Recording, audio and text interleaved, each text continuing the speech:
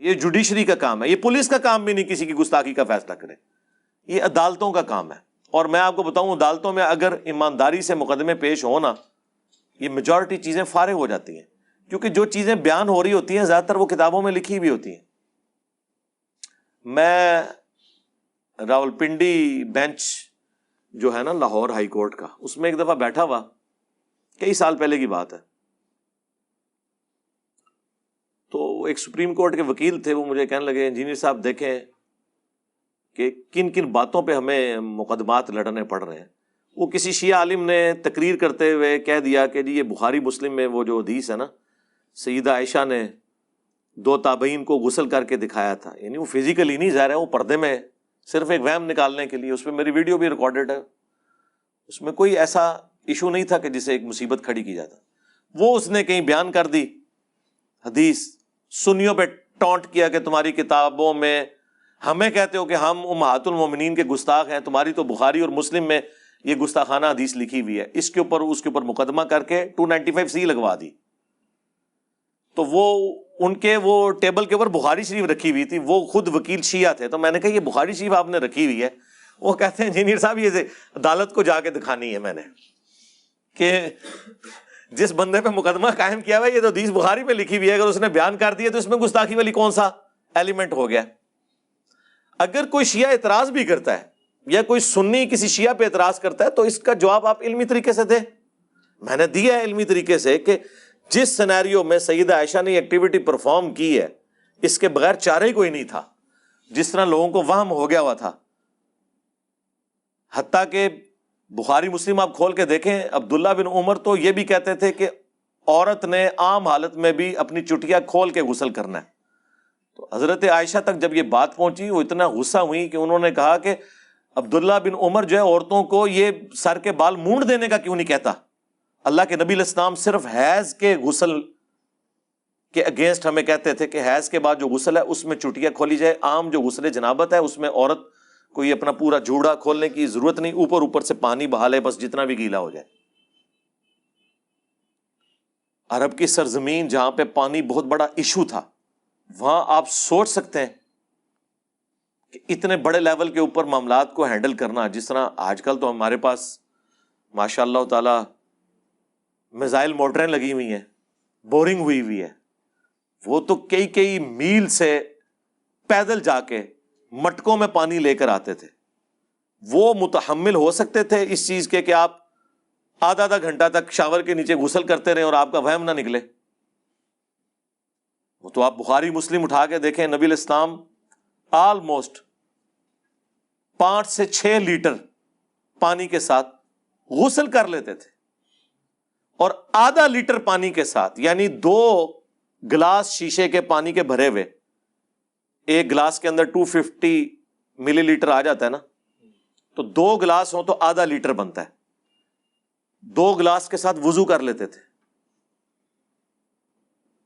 اب ہمیں جو فقہ حنفی والوں نے جس طرح کا غسل کا طریقہ بتایا ہے، وہ تو 100 گلاسوں کے ساتھ بھی غسل کرنا ممکن نہیں ہے۔ انہوں نے تو پتہ نہیں کیا کیا ضربیں تقسیمیں لگائی ہوئی ہیں، اس زمانے میں ممکن تھا۔ اور وہاں پہ 2 تابعین آتے ہیں، ام المومنین سے کہتے ہیں، ایک تو کہتا ہے میرے تو بال ہی اتنے گھنے ہیں، انہوں نے کہا اللہ کے نبی کے بال تم سے بھی زیادہ گھنے تھے، اور 13 لیٹر ٹوٹل پانی ہوتا تھا برتن میں، جس سے میں اور رسول اللہ دونوں غسل کر لیتے تھے۔ پہلے نبی علیہ السلام غسل کرتے تھے، ان کے بچے ہوئے پانی سے میں غسل کر لیتی تھی 13 لیٹر سے، یعنی 6.5 لیٹر۔ یہ میں آج کی کیلکولیشن کر رہا ہوں، مد اور سا آپ کو سمجھانے ذرا مشکل ہو جائیں گے، آج کی کیلکولیشن بتا رہا ہوں۔ اس نے کہا یہ تو ممکن ہی نہیں ہے، تو اما عائشہ نے پھر ایک برتن میں 6 لیٹر کے قریب پانی لیا، یعنی آپ سمجھ لیں 1.5 لیٹر کی 4 بوتلیں، جو آپ وہ بوتلیں پیتے ہیں، 4 بوتلیں 1.5 لیٹر کی 6 لیٹر بن گیا۔ اور اس وقت اٹیچ بات اس طرح ہوتا تھا کہ موٹی چادر کے ساتھ، وہ کچھ عرصہ پہلے تک تو رائے ونڈ میں بھی ایسے ہی تھا کہ وہ چادروں کے واش روم بنے ہوتے ہیں، اتنی تعداد میں ان کے لیے پکے واش روم بنانا مشکل ہے۔ اب سنا ہے میں نے کہ کافی بہتری آ گئی ہے۔ تو اس وقت گھروں میں اٹیچ باتھ روم اسی طرح ہوتے تھے کہ کپڑے کے ذریعے ڈویژن ہوئی ہوتی تھی، اس میں یہ نہیں ہوتا تھا کہ دوسری طرف جو نہا رہا ہے وہ نظر آئے گا. اما عائشہ نے اس کا وہم نکالنے کے لیے اس کے سامنے وہ بالٹی لے کر گئیں, غسل کیا اور باہر آئے کے بتایا کہ دیکھو یہ اب تو مطلب میں تو ایک سکہ راوی ہوں نا, مجھ پہ تو تمہیں اعتبار ہے نا بیٹا, میں نے اس پانی کے ساتھ غسل کر لیا. تب جا کے اس کا وام نکلا. اب اس میں گستاخی کہاں سے ہو گئی؟ ایک استاد اپنے شاگرد کو سمجھانے کے لیے, اس کا وہم نکالنے کے لیے اگر یہ کام کرتا ہے, وہ جس سامنے غسل کر کے دکھایا, اور جناب یہ اٹیچ بات ہے, میں اندر چلا جاؤں تو اس کو آپ سامنے غسل کرنا کہیں گے؟ سامنے صرف یہ ہے کہ یہاں میں آپ کے سامنے سے بالٹی لے کے آیا, واپسی بھی آپ کو خالی بالٹی دکھا دی کہ دیکھو اس بالٹی کے ساتھ میں نے غسل کر لیا. اس میں کون سی گستاخی ہوگی؟ اور یہ حدیثیں اگر آج پبلک کو پتہ ہوتی نا, تو فقہ حنفی والوں نے جو پاکی پلیدی کے اتنے مشکل مسائل لوگوں کو بتائے ہوئے ہیں نا, یہ حل ہو جاتے ہیں. ان کی تو کئی بالٹیوں سے غسل نہیں اترتا. اس زمانے میں یار ابو داؤد اور ترمذی کھول کے دیکھیں, نبی الاسلام کے مبارک زمانے میں ایک ہی کنواں تھا مدینہ شریف میں, اور امام ابو داؤد کہتے ہیں میں اس کنویں کی زیارت کے لیے پھر خود گیا ہوں. انہوں نے ابو داؤد میں جب یہ حدیث لکھی ہے نا, تو وہ ساتھ واقعہ بھی اپنا ابو داؤد شریف کے اندر نقل کیا ہے, اور کہتے ہیں وہ جس باغ میں کنواں تھا اس باغ کے مالک سے میں نے ریکویسٹ کی کہ مجھے اس کنویں کو ایک دفعہ دیکھنے دو, میں نے اس کنویں کو ناپنا ہے. وہ کہتے ہیں میں کنویں میں اترا, میری چادر تھی, اس کے ذریعے میں نے اسے ماپا, تو وہ کنواں اپنے ڈایا میٹر کے اعتبار سے, سرکمفرنس کے اعتبار سے, یعنی اس کی جو گلائی تھی ایک کارنر سے دوسرے کارنر تک 6 ہاتھ تھا. یہ شرعی طور پہ ہاتھ 1.5 فٹ کو کہا جاتا ہے, یعنی کتنا بنا؟ 9 فٹ. 9 فٹ. یہ ہماری اکیڈمی جو ہے یہ اس وقت آلموسٹ اس کی چوڑائی جو ہے وہ 20 فٹ ہے, یہاں سے لے کے یہاں تک آدھی اکیڈمی کر لیں. اتنے قطر کا ایک کنواں. ابھی بات ختم نہیں ہوئی. ابو داؤد اور ترمذی کے الفاظ ہیں کہ اس کنویں میں مدینے کے لوگ مرے ہوئے کتوں کو پھینکتے تھے, حیض و نفاس کے جو گندے کپڑے ہیں وہ بھی اس میں پھینکے جاتے تھے, اور اسی کے سائڈ سے اہل مدینہ پانی بھر کے پیتے بھی تھے اور وضو غسل کے لیے بھی استعمال کرتے تھے. اب مجھے بتائیں فقہ حنفی کے تحت تو یہ سارے کا سارا کنویں پلید تھا. کتنا ہے؟ کوئی سمندر جتنا تو نہیں. انہوں نے جو دہ در دہ کی ڈیفینیشن کی ہوئی ہے اس میں تو نہیں آتا.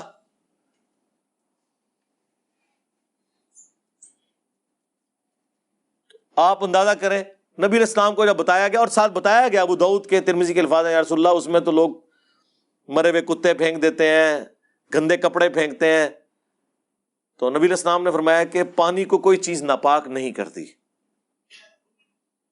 تم اس میں سے استعمال کر لیا کرو.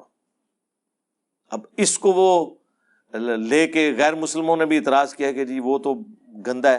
بھئی وہ جو گندگی کی ڈیفینیشن وہ یہ ہے کہ اگر اس میں ڈومیننٹ یہ چیز کر جائے, یعنی رنگ, بو اور ذائقہ چینج ہو جائے. اگر ایسا نہیں ہوا ہوا اور ایک کارنر میں کوئی گندگی پھینکتا ہے, ویسے تو فقہ حنفی والے بھی مانتے ہیں کہ اگر دہ در دہ پانی ہو 10 فٹ بائی 10 فٹ والا کوئی تالاب ہو تو اس میں ایک طرف ڈال دیں تو کوئی فرق نہیں پڑتا, جس طرح چلتا ہوا پانی ہے اس کے حکم میں داخل ہے وہ. یہ بڑا مشکل معاملہ ہے اس طرح کے معاملات کو لے کے چلنا پاکی پلیتی کے اعتبار سے. یہ جو حدیث ہے نا کہ پانی کو کوئی چیز ناپاک نہیں کرتی, پانی جس چیز پر ڈالا جائے وہی پاک ہو جاتا ہے. اب مجھے بتائیں وہ جو بخاری مسلم میں حدیث ہے, جو ایک صحابی نیو مسلم تھے, بدو تھے, مسجد نبوی کے اندر ہی انہوں نے پیشاب کرنا شروع کر دیا کارنر پہ. ظاہر ہے وہ کچی تھی, وہ قالین تو نہیں بچھے ہوئے تھے نا, انہیں کیا پتا تھا. صحابہ اٹھے, حضور نے روک دیا, پیشاب کر لیا تو بلایا, فرمایا کہ مسجد پاکیزہ جگہ ہے, یہاں پہ پیشاب نہ کیا جائے. پھر صحابہ کرام کہتے ہیں 1 یا 2 ڈول منگوا کے نبی الاسلام نے کہا اس پہ بہا دو. مجھے بتائیں ایک بندہ ایک مسجد کے کونے میں پیشاب کرے, اس کے اوپر 2 ڈول بہانے سے کیا وہ سارا پیشاب 2 ڈول کی برکت سے بہتا ہوا دور تک چلا جائے گا؟ زیادہ اسے ڈائلیوٹ کر دے گا. اسی لیے وہ بخاری میں حدیث آتی ہے نا کہ اگر شیر خوار بچہ پیشاب کرتا ہے نا تو اس پہ چند چھینٹیں مار لینا کافی ہے. البتہ بچی کرے تو اس کو ذرا تھوڑا دھو لیا جائے, لیکن وہ دھونا بھی نہیں کہ آپ نے نل کھولا ہے تو بس اب 15 منٹ دھو ہی رہے ہیں اسے، بس ڈیلیوٹ کر کے نکال دیا. یہ پاسبل نہیں تھا.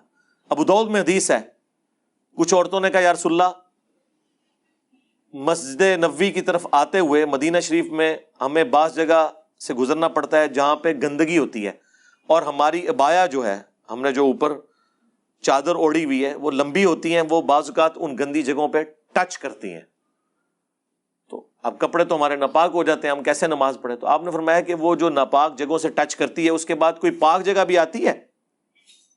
ان کا یا رسول اللہ آتی ہے. اس سے بھی چادر ٹچ کرتی ہے؟ جی کرتی ہے. تو بس پاک ہو جاتی ہے. آپ تو اندازہ کریں، آپ کہیں یا رسول اللہ کس طرح پاک ہو جاتی ہے؟ وہ مٹی سے ٹچ کرنے سے. بھائی مٹی کو بھی اللہ تعالیٰ نے پاکی کا ذریعہ بنایا جس طرح پانی کو بنایا. اس لیے وہ جو آپ کو فقہ حنفی والے وہ مسئلے پاکی پلیتی کی بتا رہے ہوتے ہیں نا جی، وہ ایک کپڑا ڈالا جی اس میں وہ باقی ڈالے وہ سارے ناپاک ہو گئے، ٹھیک ہے. اس کے بعد جب آپ ایک ٹب میں ٹوٹی کھول کے اوور فلو کروا دیتے ہیں پانی کو، وہ پاک ہو جاتا ہے. اسی لیے میں نے کہا تھا جو لوگ افورڈ کر سکتے ہیں نا وہ آٹومیٹک مشینیں ضرور لگوائیں گھر میں، تاکہ عورتوں کی سب سے زیادہ جو انرجی ویسٹ ہوتی ہے نا وہ کپڑے دھونے میں ہوتی ہے، وہ انرجی وہ اپنے بچوں کے اوپر محنت کریں، اور اس میں وہ پانی جتنی وافر مقدار میں وہ مشین لیتی ہے وہ پاک ہو جاتا ہے. ہم جواد نقوی صاحب کو ملنے گئے نا جب عروۃ الوثقی جو ان کا مدرسہ ہے لاہور میں، تو وہاں پہ میں نے بچوں کے دھونے کے لیے کپڑوں کے پورا انہوں نے پلانٹ لگایا ہوا تھا، دھوبی رکھے ہوئے تھے، وہ مشینیں خود آٹومیٹیکلی دھوتی تھیں. اس کے بعد استری والا بچوں کو نہیں دھونے پڑتے تھے. تو کہنے لگے کہ میں جب خود مدرسے میں پڑھتا تھا ہماری سب سے مشکل ایکٹیویٹی کپڑے دھونا ہوتی تھی. آپ مدرسے میں بچوں کو دیکھیں، سردیوں میں بھی چھوٹے چھوٹے بچے بیٹھ کے اپنے وہ کپڑے دھو رہے ہوتے ہیں ٹھنڈے پانی کے ساتھ. آپ ذرا اپنے بچوں کو وہاں رکھ کے دیکھیں. تو نقوی صاحب کہتے ہیں میں نے اسی وقت ارادہ کیا تھا کہ اگر میں نے مدرسہ بنایا نا بچوں کو ان چیزوں سے آزاد کروں گا. بھینسیں انہوں نے اپنی علیحدہ رکھی ہوئی ہیں دودھ پتی پلانے کے لیے بچوں کو، ہاں جی، کپڑے دھونے کے لیے سسٹم علیحدہ، سب کچھ. بچوں کو کچھ نہیں کرنا پڑتا، نہ کپڑے دھونے پڑتے ہیں نہ اور کوئی، ہر چیز کا ان کا اہتمام کیا ہوا ہے.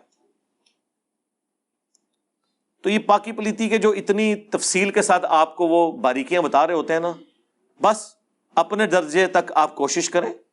اس کے بعد زیادہ وہم میں پڑنے کی ضرورت نہیں ہے. کئی لوگ آدھا آدھا گھنٹہ غسل ہی کرتے رہتے ہیں، ہاں جی، آدھا آدھا گھنٹہ وضو ہی کرتے رہتے ہیں. آپ بخاری مسلم اٹھا کے دیکھیں، نبی علیہ السلام نے اعضائے وضو دھونے کے لیے ایک ایک دفعہ بھی پانی لیا ہے. صحابہ کرام نے جو وضو کر کے دکھایا ہے نا تابعین کو، ایک دفعہ پانی، 3 دفعہ افضل ہے، 1 دفعہ 2 دفعہ 3 دفعہ ہر طریقے سے ثابت ہے. قرآن میں تو نہیں لکھا ہوا 3 دفعہ، قرآن میں جو وضو کا طریقہ آیا ہے اس میں تو آیا آپ نے چہرہ دھونا ہے، دونوں ہاتھ کونیوں سمیت دھونے ہیں، سر کا مسح کرنا ہے، اور اس کے بعد پاؤں مسح بھی کر سکتے ہیں، دھو بھی سکتے ہیں. ایک الگ سے ٹاپک ہے، میری ویڈیوز ریکارڈڈ ہیں، آج میں اس طرف نہیں جاتا. تو اس میں تو جسٹ دھونے کا ذکر ہے. نبی علیہ السلام پانی لیا ایک دفعہ چہرے پہ ڈالا، دیٹس آل. حالانکہ آپ کی داڑھی بھی گھنی. ابھی جو فقہ حنفی والے بتاتے ہیں کہ نہیں یہاں سے شروع ہو کے وہاں تک جائے، وہ تو آدھی بالٹی صرف داڑھی کے لیے چاہیے.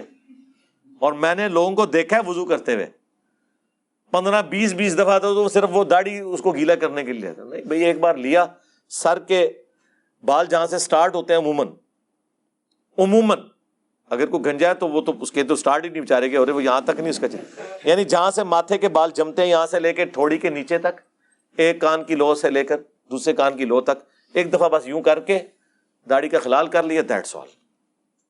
ایک دفعہ ہی پانی لے کے یوں کر لیا اور اس کو یوں کر لیا. ہاں انگوٹھی وغیرہ یا گھڑی ہے اس کو آپ ہلا لیں اس کے نیچے سے. تو کہاں عرب ملکوں میں یار یہ پاسبل تھا؟